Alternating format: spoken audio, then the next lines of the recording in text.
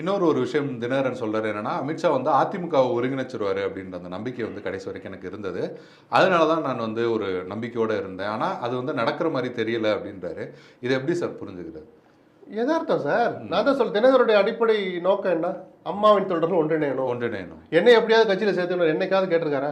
இல்ல இல்ல என்டிஏலே இருந்தபோது கூட நான் தேர்தலில் போட்டியிட மாட்டேன்னு சொன்னவர் அவர். அதுக்கு சில சங்கடங்கள் இருக்கலாம். எந்த எடப்பாடி எடுத்து கட்சி ஆரம்பிச்சோமோ அவர் முதலமைச்சர் நம்பி எப்படி கேட்கறது அப்படின்னு கூட அவருக்கு ஒரு தயக்கம் இருக்கலாம். ஆனால் தன்னை நம்பி வந்தவங்களுக்கு ஒரு இடம் வேணுங்கிறனால தான் என்டிஏ நான் நீடிக்கிறேன்னு சொல்லிட்டே இருந்தார். எடப்பாடியும் ஒரு துளி கூட அவர் மதிக்கல, ஒரு பேரை கூட சொல்லலை, அமித்ஷாவும் சொல்லலை. சரிதானா? அந்த 2 பேரும் தான் காரணம். இந்த 2 பேரும் வெளியேறினதுக்கு. ஒரு எடப்பாடி பேரையும் அமித்ஷா சொல்லலை, முதலமைச்சர் வேட்பாளர் அவர் தான் இன்னைக்கு வரைக்கும் சொல்லலை. தினகரன் ஓபிஎஸ் எங்கள் அணியில் தான் இருக்கிறாங்கன்னு மதுரையில் வந்த போதும் பேசலை. ஓபிஎஸ் வெளியேறின பிறகு தினகரன் தொடர்ந்த போதும் திருநெல்வேலியிலையும் அமித்ஷா பேசலை. தினகரன் வேற என்ன முடிவு எடுப்பார் நீங்கள் நினைக்கிறீங்க? தன்மானம் உள்ள சுயமரியாதை உள்ள எந்த ஒரு நபரும் இந்த முடிவை தான் எடுப்பாங்க. அதை வெளிக்காட்டுறாரு. இதனால தான் அவனை வந்த வச்சோம். எடப்பாடி தானும் திறந்தலை, அவரை கையை முறுக்கி கூட்டணிக்கு மட்டும் வர வைக்க தெரியுது பிஜேபிக்கு.